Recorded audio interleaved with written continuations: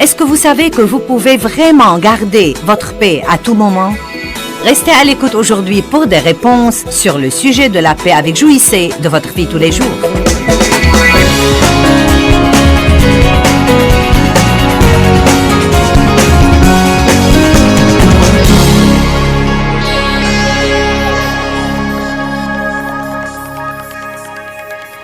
Vous savez, Marc chapitre 4 est une parabole sur un semeur.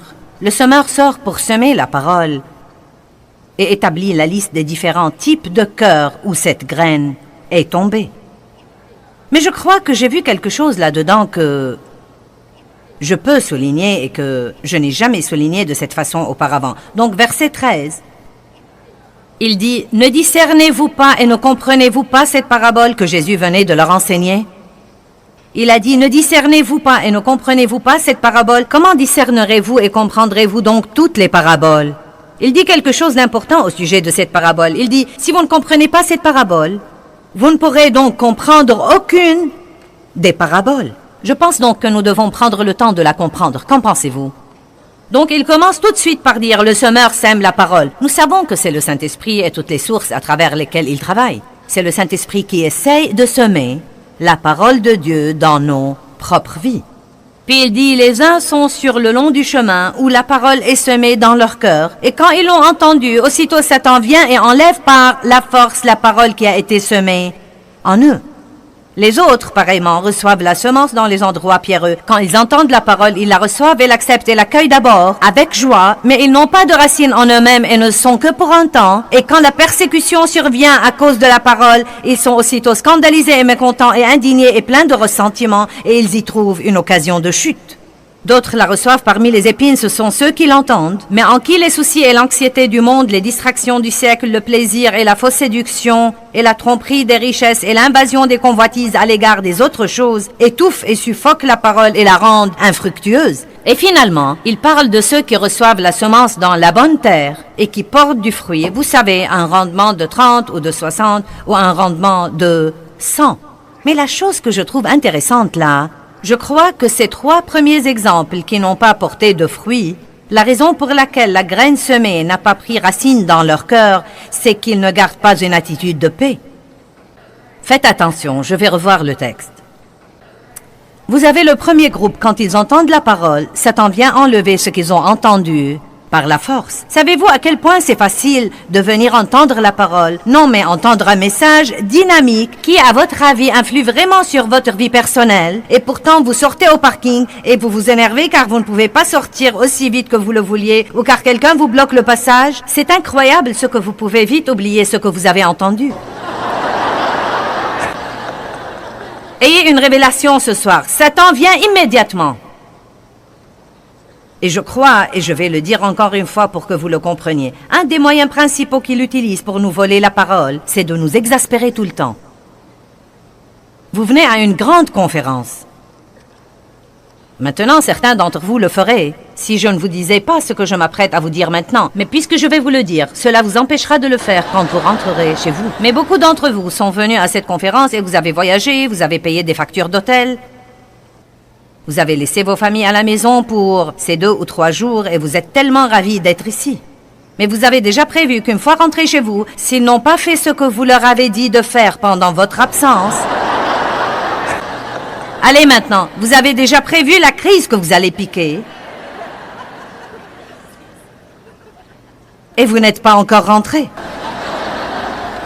Et le diable vous tendra un piège, car aussi sûr que 2 et 2 font 4, quand vous ouvrirez la porte, ce ne sera pas comme vous voulez, et vous pouvez vous fâcher et piquer une colère bien que nous ayons prêché sur la paix tout le week-end. Et vous avez reconnu que vous aviez besoin de paix et vous avez accepté de jouer votre rôle pour l'avoir. Et pourtant, vous pouvez perdre la puissance de ce mot en un rien de temps, en perdant votre paix. Puis il parle de ceux qui n'ont pas de vraies racines en eux-mêmes, qui ne sont que pour un temps. Et quand les problèmes surviennent, ils se mettent en colère. Ils se vexent, ils trébuchent, ils chutent. Ensuite, il y a ceux qui se tracassent à cause des soucis et des inquiétudes du monde. Ils n'ont pas assez d'argent et ils n'ont pas ceci et cela. Si nous voulons vraiment que la parole de Dieu prenne racine dans nos cœurs, Et si nous voulons qu'elle porte le fruit qu'elle devrait porter, nous devons commencer à faire tout notre possible pour rester en paix, parce que le diable veut que nous soyons perdus et troublés. Il veut que nous soyons fâchés. Il veut que nous soyons frustrés. Il veut que nous soyons inquiets. Il veut que nous soyons stressés tout le temps, parce que tant que nous le sommes, bien que nous puissions être sauvés et sur le chemin du ciel, nous ne jouirons pas du voyage. Et si vous ne jouissez pas de votre voyage ici, je vous assure que vous n'allez pas influer d'une manière positive sur la vie des autres. Amen. Je crois que la paix est beaucoup plus puissante que nous ne pensons. Et pour vous prouver davantage mon point de vue, je vous prie d'aller à Jacques 3, 18. Si vous ne comprenez pas cette parabole, comment allez-vous comprendre n'importe quoi d'autre? Pour que la parole prenne racine dans vos cœurs, gardez une attitude de paix pour que Dieu puisse continuer à y travailler. Verset 18. Et le fruit de la justice, qui est se conformer à la volonté de Dieu en pensée, et en fait, c'est le fruit de la graine. Nous parlons toujours de la graine, du fruit de cette graine. C'est le fruit de la graine semée en haut dans la paix par ceux qui travaillent pour la paix et font la paix avec eux-mêmes et avec les autres. Or, j'ai vu ça il y a bien des années et des années, et ça m'a fait vraiment comprendre pourquoi le diable veut exaspérer tout le monde avant d'aller à l'église ou à une réunion comme celle-ci où ils vont entendre la parole. C'est très important pour moi quand je monte ici pour prêcher que je sois complètement en paix. Et ne pensez pas pour un instant que le diable n'essaie pas de m'exaspérer. Ne pensez pas pour un instant que Dave et moi n'avons pas traversé des années de disputes jusqu'au moment où nous nous sommes rendus compte que nous devions résister aux disputes. Et puis j'ai découvert au fil des années à quel point c'était important pour moi d'être en paix quand je monte en chair. Il y a des pasteurs qui ne vont carrément pas à l'église avec leur famille pour ne pas prendre le risque de s'énerver avant d'y arriver. J'en connais plusieurs qui ne vont pas ensemble car ils essayent de protéger leur onction et de rester en paix. Et nous pouvons faire semblant autant que nous voulons. Dave et moi pourrions nous disputer toute la semaine, nous disputer le matin, et je pourrais monter ici et mettre ma tenue, et Dave pourrait mettre son costume, et je pourrais sourire et dire « Le Seigneur soit loué ». Mais vous savez quoi? Ce que je vous prêcherai ne vous touchera probablement pas et ne descendra pas jusqu'au fond de vos cœurs, parce que ce que je dis n'aura aucune puissance si je n'ai pas la paix. Vous devez comprendre que pas de paix équivaut à pas de puissance. Mais il dit ici que la parole, pour qu'elle puisse porter du fruit, ceci prouve ce que je dis au sujet de cette parabole. La parole, pour qu'elle porte du fruit, doit être semée dans un cœur en paix. Cela veut dire que vous devez travailler pour la paix et faire la paix. Si nous comprenons la formule, si le pasteur arrive ici, ou que l'enseignant arrive ici, et ils réussissent à arriver en paix, et si vous arrivez ici en paix, et si nous semons la parole dans vos cœurs, et vous sortez de l'édifice en paix, et si vous sortez du parking en paix, et si vous rentrez chez vous en paix, peut-être que vous n'avez pas arrêté de penser à ce que vous avez entendu, et plus vous méditez là-dessus, plus vous en parlez à vos amis et parents, plus la parole s'enracine dans vos cœurs, et elle commence à porter du fruit. C'est bien différent d'aller à une réunion de plus, où vous entendez un message de plus, et vous achetez un t-shirt de plus, ou un CD de plus, et vous êtes toujours pareil. Et vous vous demandez pourquoi ça ne marche pas dans votre vie. Je crois qu'il y a une raison pour laquelle Jésus a dit « Je vous laisse ma paix ». Je ne vous donne pas comme le monde donne. Je vous donne ma paix maintenant et je vous lègue ma paix. Et si vous étiez là hier soir, vous sauriez la suite. Il faut que vous cessiez d'être troublés et alarmés. Il faut que vous cessiez d'être perturbés et intimidés. Nous devons donc prendre nos responsabilités et en arriver à chérir la paix que Jésus-Christ nous a donnée et nous devons commencer à nous rendre compte de ce que trame Satan. Il nous tend des pièges pour parvenir à nous exaspérer. Et il a un but plus profond que celui dont nous nous sommes rendus compte. Ne prenez plus ces choses comme allant de soi et ne les prenez pas à la légère. La colère est un grave problème. Elle vous vole votre paix. Elle vous vole votre puissance et ouvre la voie à l'ennemi dans votre vie. C'est pourquoi Paul a dit que le soleil ne se couche pas sur votre colère. Ne donnez pas au diable une occasion pareille. Savez-vous combien il y a de chrétiens en colère? Et savez-vous même combien il y a de gens qui vont à l'église avec les personnes avec qui ils sont en colère? Il y a des gens qui sont venus ici fâchés les uns contre les autres. Le diable a veillé à ce que vous ayez un problème sur le chemin et tout son but est que vous vous asseyez ici avec un semblant de pitié, mais sûrement sans avoir le moindre profit. Je me rappelle quand nous nous querellions, Dave et moi, et nous nous disputions en venant à l'église. Mais quand nous arrivions à l'entrée de l'église, ou même au parking, parce que nous avions des gardiens de parking, Dieu soit loué! Oh, à lui soit la gloire! Oui! Oh oui, nous sommes formidables! Oh, les gosses sont formidables! Oui! Nous offrons le sacrifice de louange. Je livre mon tout. Hein? Puis nous nous disputions en voiture. Allez maintenant, je vous parle.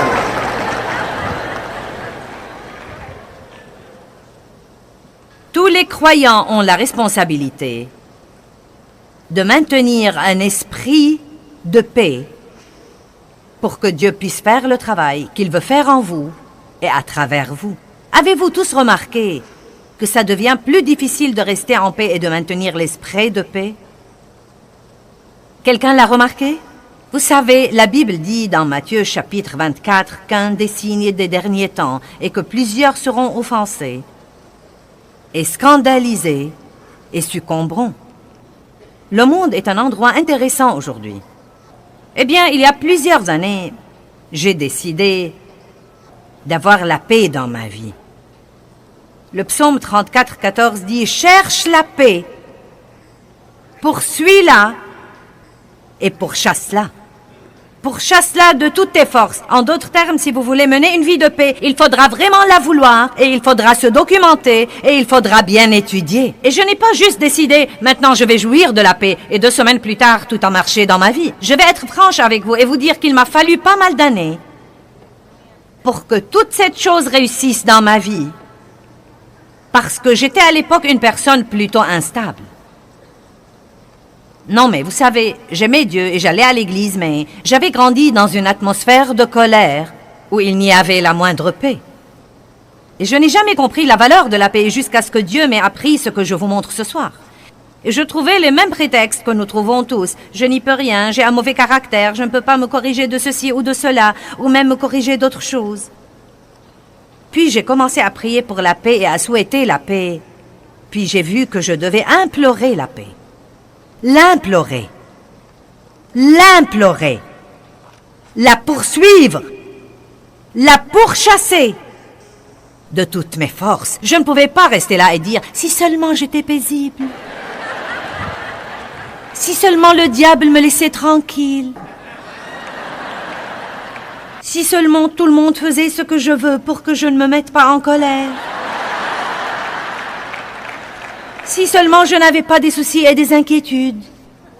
Si seulement je pouvais avoir la paix. » Non, j'ai pris ma décision. Et quand j'ai vraiment vu ce que le diable me volait, à vrai dire, je vais vous prouver ce soir, avant de partir, que vous n'avez peut-être pas eu la promotion que vous vouliez au travail car vous n'avez pas de paix dans votre maison. M'avez-vous entendu? Vous n'avez pas eu la promotion que vous vouliez au travail parce que vous n'avez pas de paix dans votre maison. Quand vous priez et que vous demandez à Dieu de faire quelque chose pour vous et puis vous l'honorez en gardant une atmosphère de paix, vous commencerez à avoir des exaucements dans votre vie. Il est le roi de la paix. Maintenant, il vit en nous. Dieu vient vivre en nous. Nous sommes sa maison. Avez-vous jamais dit à vos enfants, « Je veux un peu de paix dans cette maison » Eh bien, peut-être que le Saint-Esprit crie à l'intérieur de vous, « Je veux un peu de paix dans cette maison » Nous avons dit que c'est très important d'avoir la paix avec vous-même, car si vous n'avez pas la paix avec vous-même, vous n'allez pas avoir la paix avec n'importe quoi d'autre ou n'importe qui d'autre. Nous avons dit à quel point c'est important d'arrêter de méditer tout le temps sur tout ce qui ne va pas chez vous, car même penser tout le temps à ce qui ne va pas chez vous est une forme d'égoïsme.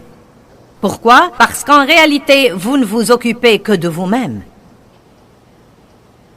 Soyez en paix avec Dieu. Soyez en paix avec vous-même. Et prenez ce soir la décision de commencer à poursuivre la paix. Coûte que coûte et aussi longtemps que ça prend, poursuivez-la et vous en arriverez sûrement à exercer le fruit de la maîtrise de soi où vous ne laisserez pas toutes ces choses mesquines, lamentables, minables et ridicules qui vous exaspèrent et qui continuent à vous exaspérer et à vous voler votre paix.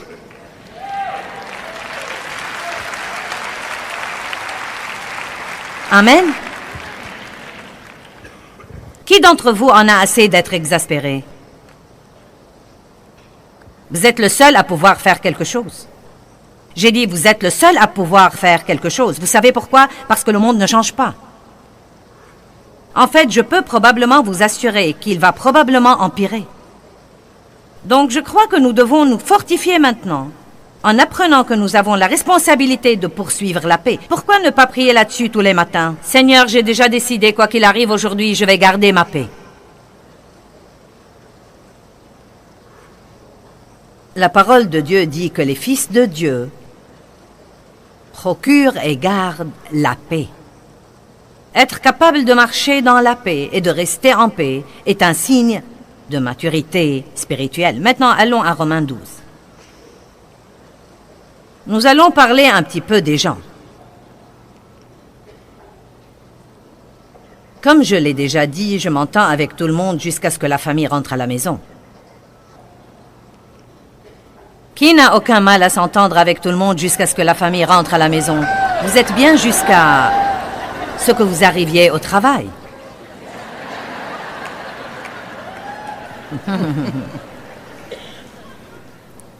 Romains chapitre 12, 16. Vivez en harmonie les uns avec les autres. Ne soyez pas hautains, snobs, prétentieux ou distants, mais conformez-vous volontiers aux gens et aux choses. Eh bien, vous savez, j'ai appris autant que je voulais à faire à mon idée dans la vie.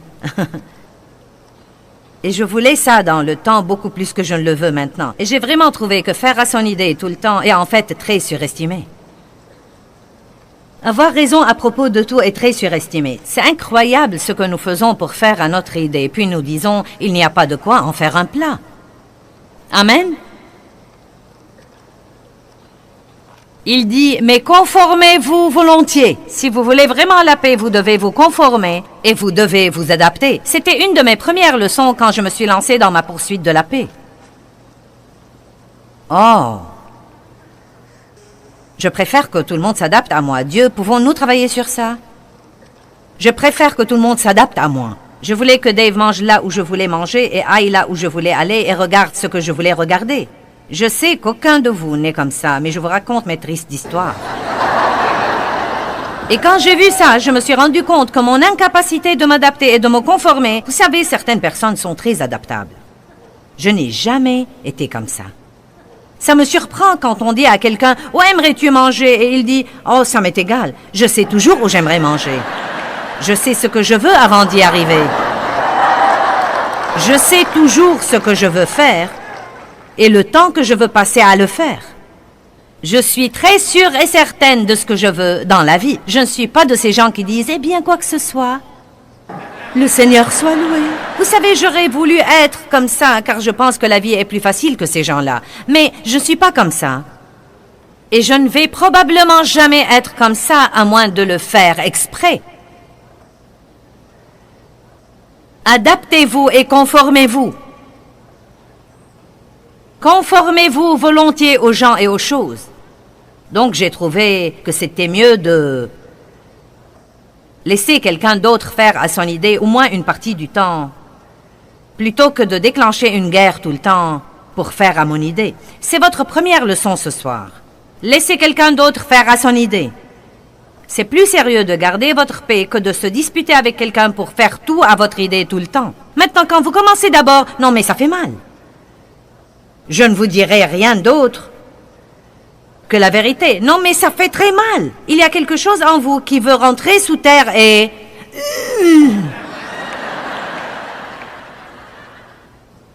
Mais vous savez, la mort c'est l'absence de la douleur.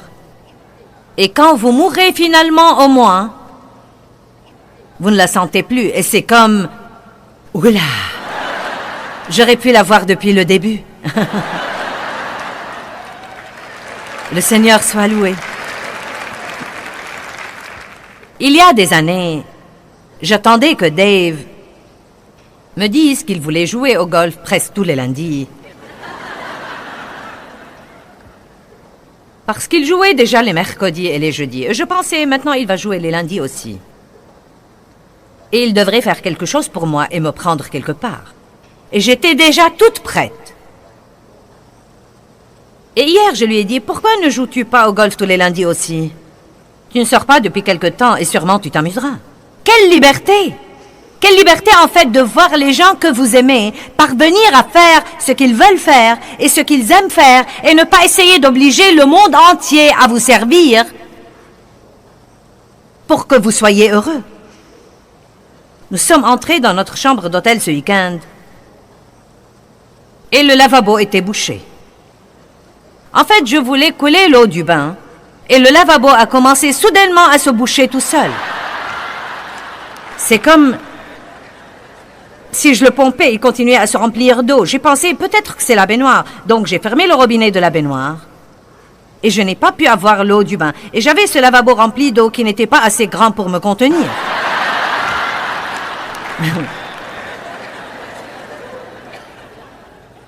Vous pouvez adopter une bonne attitude rien que votre façon de penser. Vous pouvez vous persuader d'opter pour la paix. Donc dans ma pensée, j'ai commencé à dire mince alors. Mais enfin, nous voilà dans ce bel hôtel où l'on s'attend au moins à un bon système d'écoulement des eaux.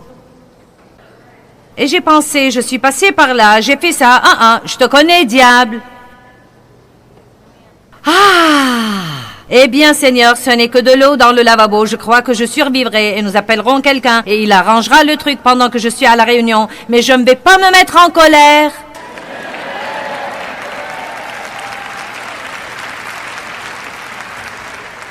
Je travaille trop dur pour venir ici et n'avoir aucune puissance.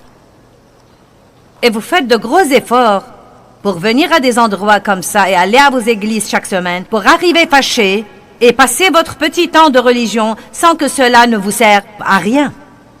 Pour l'amour de Dieu, quand vous entrez dans une église, ne vous fâchez pas car vous pensez que la musique est trop forte, la réunion est trop longue, vous n'aimez pas ceci, vous n'aimez pas cela. Ayez la révélation que c'est juste le diable qui essaye de vous exaspérer et voler la puissance de la parole pour que vous vous limitiez au rite et ne jamais faire des progrès.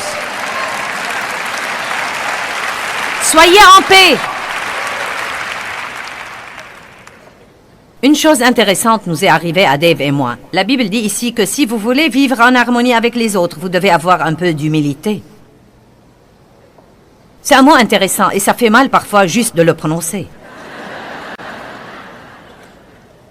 Eh bien, nous avons ouvert un nouveau coffre à la banque et nous voulions y incorporer 2 de nos enfants. Dave et mon beau-fils y avaient accès. Et mon beau-fils m'a dit, eh bien, moi j'ai une clé et Dave a l'autre clé et donc, il faudra trouver sa clé et la prendre pour incorporer tes 2 autres enfants. Et mon nom n'y était pas jusque-là. Tu pourras y accéder et faire ce que tu veux. Je suis donc allée à Dave et je lui ai dit, et dis-moi vite, où est la clé du coffre? Je ne sais pas. J'ai dit, comment tu ne sais pas? Tu as l'autre clé. Il a dit, je ne sais pas. Steve a dit qu'il te l'a donnée. Tu en avais une quand tu es allé à la banque. Où est-elle? Je ne sais pas. Donc pour 3 jours, je lui disais, trouve la clé, cherche la clé, où est la clé, trouve la clé. Donc il a finalement commencé à fouiller partout pour la trouver et elle n'était nulle part, nulle part, nulle part. Bon, donc pour 2 jours, je pensais, je parie que si c'était la clé de votre sac de golf, tu aurais su où elle était.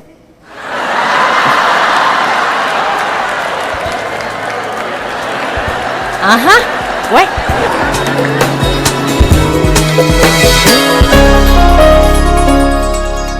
Maintenant, n'oubliez pas, si vous êtes en paix, vous serez vraiment puissant. Mais vous savez, d'un autre côté, pas de paix équivaut à pas de puissance.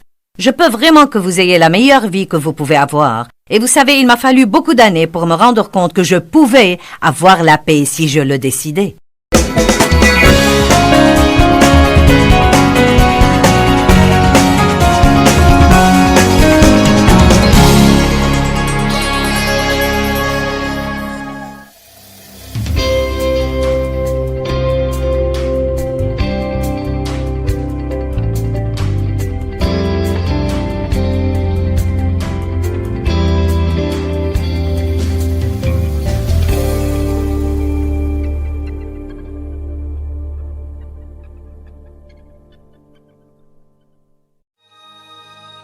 Ce programme est financé par les amis et partenaires du ministère de Joyce Meyer. Vous devez juste vous rappeler que Dieu a un plan personnalisé, individualisé et parfait pour chacun de nous.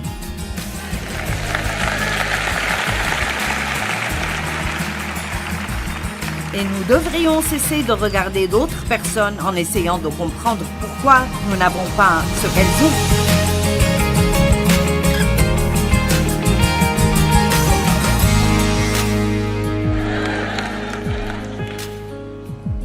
Hors de contrôle et aimant cela, je ne parle pas d'être hors de contrôle et de faire tout ce que vous voulez faire. Je parle en fait d'arrêter d'essayer de contrôler d'autres personnes et les circonstances, et même parfois Dieu, et d'apprendre à laisser tomber ce stress, et vous aimerez cela. Il y a deux façons de faire ça. D'un, vous ne devez laisser personne vous contrôler. Ce n'est pas la volonté de Dieu, ce n'est pas bien pour eux et ce n'est pas bien pour vous. De deux, vous ne voulez pas essayer de contrôler d'autres personnes. Le désir de contrôler est ancré dans l'égoïsme. 1 Corinthiens 13, 4 et 5. L'amour est patient, il est plein de bonté. L'amour n'est pas envieux, il ne s'enfle pas, il n'est pas arrogant, il n'est pas rude. Il ne cherche pas à se faire valoir. Dites cela avec moi. L'amour ne cherche pas à se faire valoir. Il ne s'enfle pas d'orgueil. Il ne fait rien d'inconvenant. Proverbe 13:10 dit que c'est seulement par orgueil qu'on excite des querelles. Vous ne pouvez pas avoir de querelles sans avoir de problème d'égoïsme. Proverbe 16:5. Tout cœur hautain est en abomination à l'Éternel. Wow! Certes, il ne restera pas impuni. Ésaïe 2, 11 et 12. L'homme au regard hautain sera abaissé et l'orgueilleux sera humilié. L'Éternel seul sera élevé ce jour-là. Il y a un jour pour l'Éternel des armées, contre tout homme orgueilleux et hautain, contre quiconque s'élève, afin qu'il soit abaissé. Bien, 3 personnes aiment cela. La Bible dit « Humiliez-vous donc, sous la puissante main de Dieu, afin qu'au temps convenable, il vous... élève. » Je commençais à dire « il vous insulte ». Mais si vous avez vécu assez longtemps, vous savez que Dieu vous donne une opportunité de vous humilier. Mais si vous ne le faites pas, il le fera pour vous, souvent publiquement, et ça peut faire vraiment mal. Donc je recommande vraiment que vous le fassiez vous-même en privé. Tu as raison, Dieu, j'ai tort. Amen. Maintenant, c'est aussi l'orgueil quand nous ressentons que nous devons toujours donner notre avis concernant des choses qui ne nous regardent pas. Savez-vous qu'il y a 3 versets qui disent tout simplement de nous mêler de nos propres affaires? Alors, combien d'entre vous aiment se mêler des affaires des autres?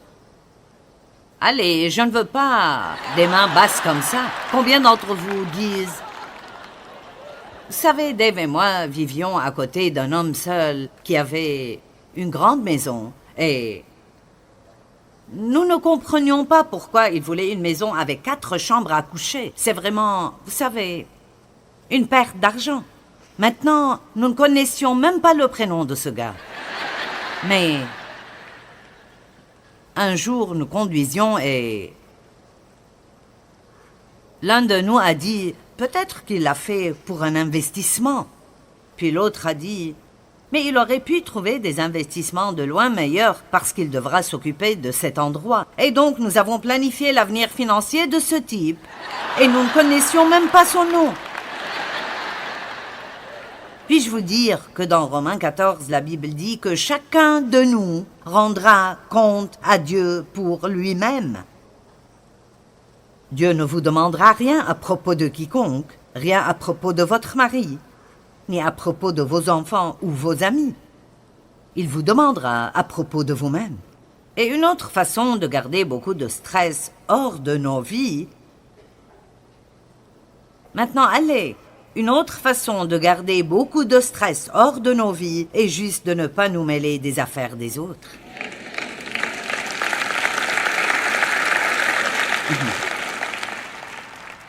Vous n'avez pas besoin d'avoir une opinion là où vous n'avez pas de responsabilité.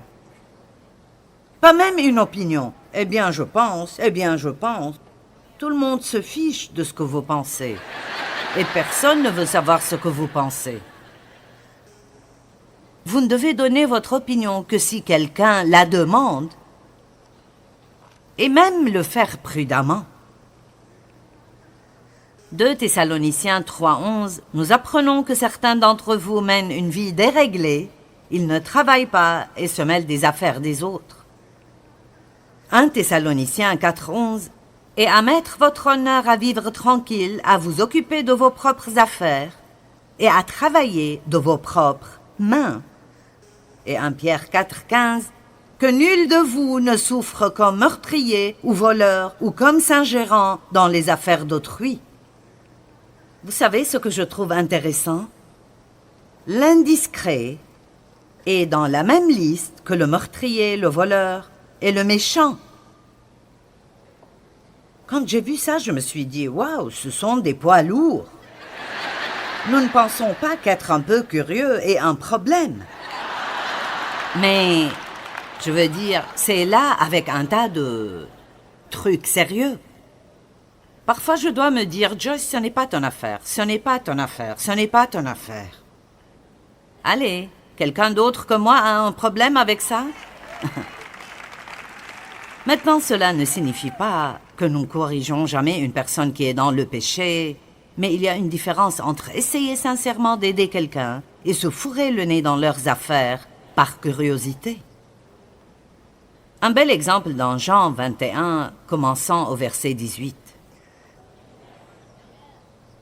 Voici Jésus qui parle à Pierre. « En vérité, je te le dis, quand tu étais plus jeune, tu te saignais toi-même et tu allais où tu voulais, mais quand tu seras vieux, tu étendras tes mains et un autre te ceindra et te mènera où tu ne voudras pas. » Donc, il donne à Pierre le courage de penser que les choses vont être un peu plus difficiles pour lui dans la vie maintenant qu'auparavant. Et je ne pense pas qu'il parlait de son âge, il parlait de quand il était plus jeune dans le Seigneur. Et quand vous êtes plus jeune dans le Seigneur, pour être honnête, vous faites en quelque sorte ce que vous voulez et vous priez pour que Dieu le bénisse. Et souvent, il le fait pendant un certain temps, car il établit avec vous une relation d'amour entre un père et son fils. Mais tout comme lorsque nos enfants grandissent, nous ne voulons pas continuer à nous occuper d'eux tout le temps. Nous voulons une transition à un moment donné où ils disent « Maman, papa, que puis-je faire pour vous ?» Et ainsi, Jésus dit « Quand tu étais jeune, tu faisais tout ce que tu voulais, mais les choses vont changer maintenant et je vais te conduire à des choses qui ne seront peut-être pas très amusantes pour toi. » Et dans le verset 19, il est écrit « Il dit cela pour indiquer par quelle mort Pierre glorifierait Dieu. Pierre a été crucifié à l'envers. » Et après avoir dit cela, il lui a juste dit « Suis-moi ». Maintenant, Pierre avait juste besoin de dire « Oui, Seigneur ». Mais Pierre vit venir après eux le disciple que Jésus aimait, et ce disciple était Jean. Jean a écrit le livre de Jean, et il a dit à maintes reprises « Encore et encore, je suis le disciple que Jésus aime ». Maintenant, je connais assez bien la personnalité de Pierre pour savoir que ça l'énervait. « Tu es le disciple que Jésus aime ». Vous savez, c'était des gens comme nous. C'est même un peu agaçant pour moi d'entendre Jean dire cela, alors je peux imaginer ce que Pierre pensait. Ces gars-là avaient des problèmes, tout comme nous avons des problèmes. Ils étaient jaloux les uns des autres, ils se faisaient concurrence. Et je pense que, connaissant assez bien Pierre, il avait probablement des problèmes avec tout ce qui est trop émotionnel. Vous savez, Jean penché sur la poitrine de Jésus au dîner, et vous le savez, Pierre a toujours voulu être le centre de l'attention. Alors, il a eu la nouvelle que les choses allaient être un peu difficiles pour lui vers la fin. Il voit Jean, et il dit, en le voyant, Pierre dit à Jésus, « Et celui-ci, Seigneur, que lui arrivera-t-il » Nous ne sommes pas bons si nous vivons des moments difficiles alors que tout le monde passe du bon temps. Pas vrai? Si nous allons être misérables, nous aimerions que les autres soient misérables aussi.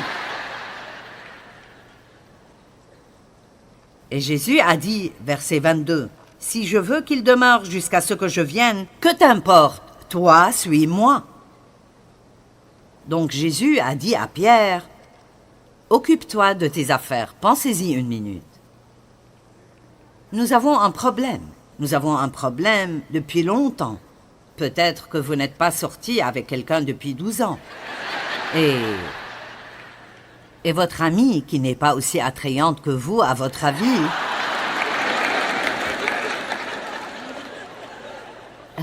elle ne peut pas éloigner les gars d'elle. Ils sont après elle tout le temps. Et alors, vous n'aimez pas ça. Et vous l'aimez avec l'amour du Seigneur, mais vous ne l'aimez pas vraiment. Combien d'entre vous comprennent? Je ne peux pas te supporter, mais je t'aime avec l'amour du Seigneur. Vous voyez? Et tout ce que vous avez à faire, n'essayez pas de comprendre pourquoi vous ne sortez avec personne et elle-ci, et vous dites à Dieu à quel point c'est injuste. Vous devez juste vous rappeler que Dieu a un plan personnalisé, individualisé et parfait pour chacun de nous.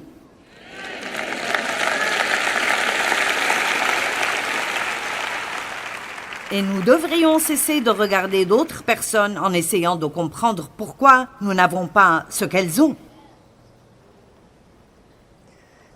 Les pasteurs peuvent passer par la même chose. Devenir jaloux d'un autre pasteur parce qu'il a une église plus grande. Et vous avez ceci, et vous avez cela, et nanana, vous savez.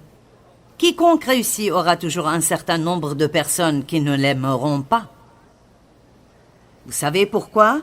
La jalousie. Tout simplement, la jalousie. Donc je vais le dire de la manière la plus douce, charmante et gentille que je connaisse. Occupez-vous de vos propres affaires.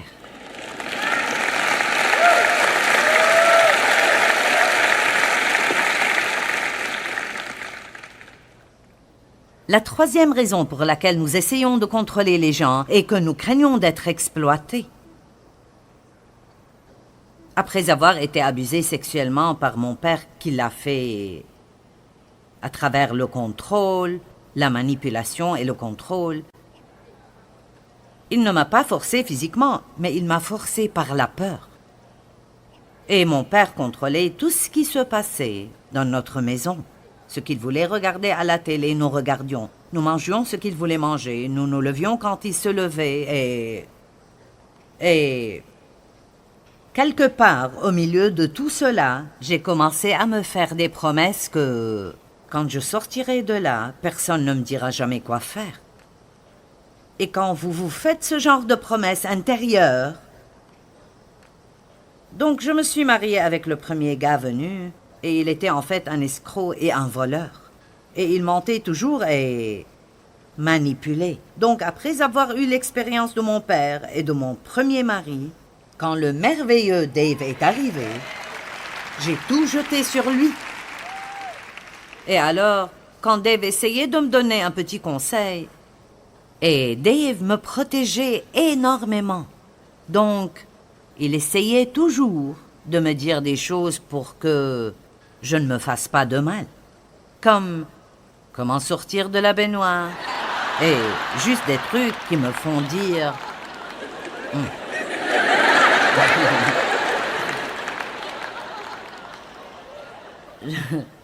Je le prenais comme... Pourquoi dois-tu toujours essayer de me dire quoi faire? Mais vraiment, il essayait de m'aimer. Mais comme j'avais ce truc en moi qui venait du passé, je ne le comprenais pas comme ça. Je voyais toujours qu'il essayait de me contrôler. Et ce n'était vraiment pas ce qu'il essayait de faire. Et je crois que beaucoup d'entre vous ont été blessés dans le passé. Et vous faites peut-être la même chose que moi. Vous avez peut-être déjà eu 2 maris. Et vous ne pouvez pas continuer à blâmer le nouveau pour tout ce que les anciens ont fait. Allez, parce que ce n'est pas juste. Ce n'est pas juste de faire ça. Et donc j'ai dû un jour me repentir pour ces promesses intérieures que j'ai faites. Personne ne pourra plus jamais me contrôler. Personne ne pourra plus jamais. Et j'ai dû arriver à un point où j'ai dû réaliser que Dieu établit l'ordre partout où vous allez. Et partout où vous allez, vous devez savoir qui est responsable et vous devez être disposé à vous soumettre à cette autorité. Je prêche ici ce soir, mais c'est l'église de Joel. C'est vrai qu'il est en bas, mais c'est lui qui a le contrôle. Parce que s'il me disait de ne pas faire quelque chose, je ferais mieux de ne pas le faire. Et nous devons être disposés à nous soumettre à une autorité, parce qu'il y a tellement de rébellion dans le monde aujourd'hui. C'est incroyable combien les gens sont rebelles. Et la Bible dit que la rébellion est l'esprit de l'Antéchrist. Et nous devons faire très attention à cette attitude qui nous tente à nous tous. Personne ne va me dire quoi faire.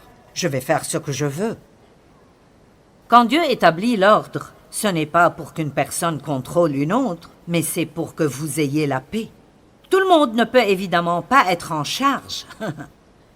Quelqu'un doit toujours être la personne qui décide pour tout. Cette personne est aussi celle qui a toute la responsabilité.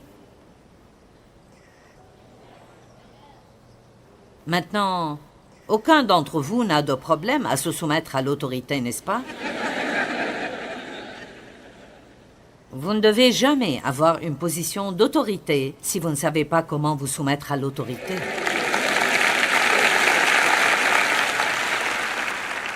J'ai travaillé longtemps pour un homme avec lequel ce n'était pas très facile de travailler et il n'était pas très juste à bien des égards. Et Dieu a utilisé cette situation pour m'apprendre à être soumise avec une attitude décente, même envers quelqu'un avec qui je n'étais vraiment pas d'accord. Mais j'ai tellement appris de cette expérience. Vous savez, parfois, tout ce que vous apprenez n'est pas agréable. Comme quand j'ai été maltraitée, j'ai appris à ne pas maltraiter les gens parce que je savais ce que ça les faisait subir. Si vous avez une personnalité dirigeante, soyez dirigeant et non pas patron. Car si vous dites « je suis le patron », vous serez autoritaire. Mais si vous vous considérez comme un leader, vous saurez alors que cela signifie que vous devez donner le bon exemple. Non seulement leur dire ce qu'ils doivent être, mais aussi leur montrer l'exemple de ce qu'ils doivent être. Donc, nous pouvons essayer de contrôler parce que nous avons peur d'être exploités. Et la 4e chose est que nous pouvons essayer de contrôler les gens parce que nous avons un tempérament fort. Et que notre tempérament le tempérament que Dieu nous donne joue son rôle dans les choses. J'ai écouté un homme nommé Martin Lloyd Jones, dont on dit qu'il était probablement le meilleur enseignant biblique de ce siècle, et il est vraiment un très bon enseignant biblique. Et c'est intéressant, car à cette époque, les gens n'en parlaient pas beaucoup, mais ils parlent beaucoup de la façon dont notre tempérament affecte la façon dont nous gérons les choses. Et il a dit que certaines personnes ne seront jamais aussi joyeuses que d'autres. Certaines personnes ont simplement une personnalité plus profonde, plus mélancolique, et elles sont plus susceptibles de devenir déprimées, là où d'autres personnes peuvent simplement s'amuser dans la vie chaque jour, et tout est un jeu pour eux. Dave se lève le matin et se lève en chantant, et je ne veux même pas parler ou voir n'importe quel être humain tant que je n'ai pas eu mon café. Amen. C'est comme la seule personne à qui je pourrais parler à cette heure de la matinée est Jésus. Mais si vous me donnez environ 1 heure, tout va bien. Donc, si vous avez une personnalité forte, vous devez faire très attention d'être équilibré et de ne pas essayer de dire à tout le monde ce qu'il faut faire. Sachez quand vous avez le contrôle et quand vous avez besoin d'être sous contrôle. Amen. Maintenant, il n'y a qu'une chose dans votre vie que Dieu vous a dit de contrôler, et c'est vous-même. Ainsi, au lieu d'essayer de contrôler tout le monde, nous devons utiliser plus de maîtrise de soi. 2 Timothée 1,7, Dieu ne nous a pas donné un esprit de timidité, mais de force, d'amour et de maîtrise de soi. Alors ne dites plus jamais « je n'ai aucun contrôle de soi ». Vous ne l'utilisez peut-être pas, mais vous l'avez. Et plus vous l'utiliserez, plus ce sera facile de l'utiliser. Paul a dit « chaque athlète exerce le contrôle de soi en toutes choses ». Un bon athlète observe l'heure du coucher, il s'exerce, il mange d'une certaine manière. Vous savez, et il dit, ils le font pour gagner une couronne corruptible. Alors pensez à ce que certains sportifs font ou, disons, un bodybuilder, quand il essaye de s'entraîner, juste pour se tenir sur une scène et montrer leurs muscles, ou bien pour obtenir une gerbe de fleurs ou un ruban ou un trophée. Ils font cela pour une couronne corruptible, mais nous le faisons pour une récompense impérissable. Alors, s'ils veulent se discipliner à ce point juste pour gagner quelque chose qui est déjà en train de pourrir quand ils le ramènent chez eux, combien plus devrions-nous être prêts à nous contrôler pour avoir ce que Dieu nous a promis, ce qui est la vie éternelle avec lui. Donc, 2 Écritures, 1 Corinthiens 9, 25 à 27, tous ceux qui combattent s'imposent toute espèce d'abstinence, et ils le font pour une couronne corruptible, mais nous pas. Donc je ne cours pas sans but, je ne frappe pas comme battant l'air, mais je tiens mon corps assujetti de peur d'être moi-même rejeté après avoir prêché aux autres. La Bible amplifiée dit « Mais je traite durement mon corps ». Mais je pense que nous avons mal interprété cela pendant longtemps en disant « Je traite dûment mon corps ».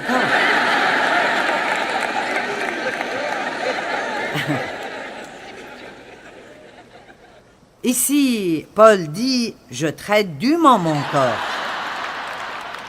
C'est proche, mais ce n'est pas la même chose. 1 Corinthiens 6, 12. Toutes choses me sont permises, mais tout ne m'est pas utile. Toutes choses me sont permises, mais je ne serai dominé par rien. Je ne laisserai pas le sucre me contrôler. Je ne laisserai pas la drogue me contrôler. Je ne laisserai pas l'alcool me contrôler, ni les gens me contrôler. Allez donc, ni un trouble de l'alimentation me contrôler. Nous ne réalisons pas à quel point nous sommes puissants avec Dieu à nos côtés. Je peux faire toutes choses par Christ, qui me donne la force dont j'ai besoin. Tout le monde veut être libéré du contrôle des gens et des circonstances.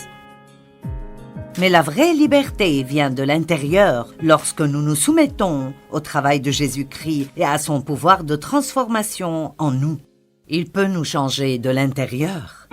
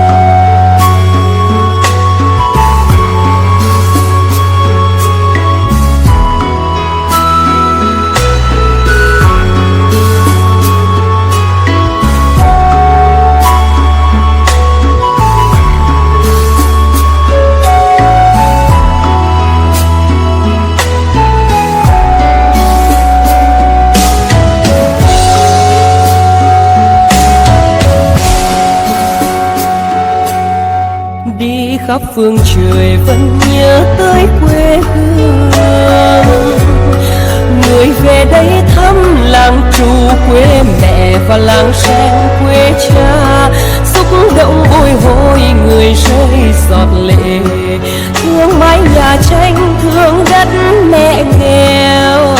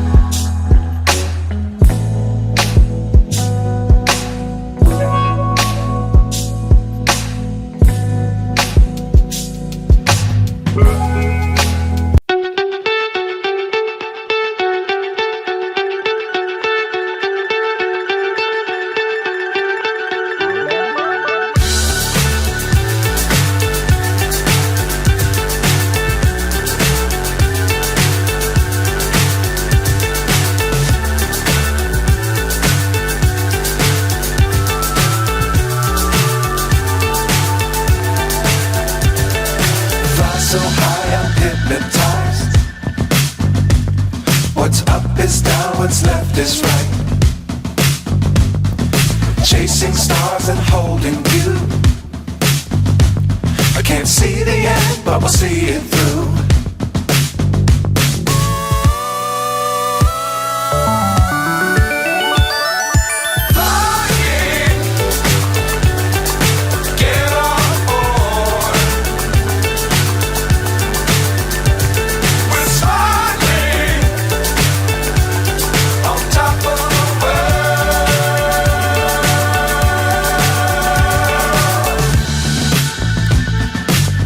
Times don't fly too high. Be sure to keep the ground in sight. Fly forever if you keep it tight. Love the world but keep the sky on your mind.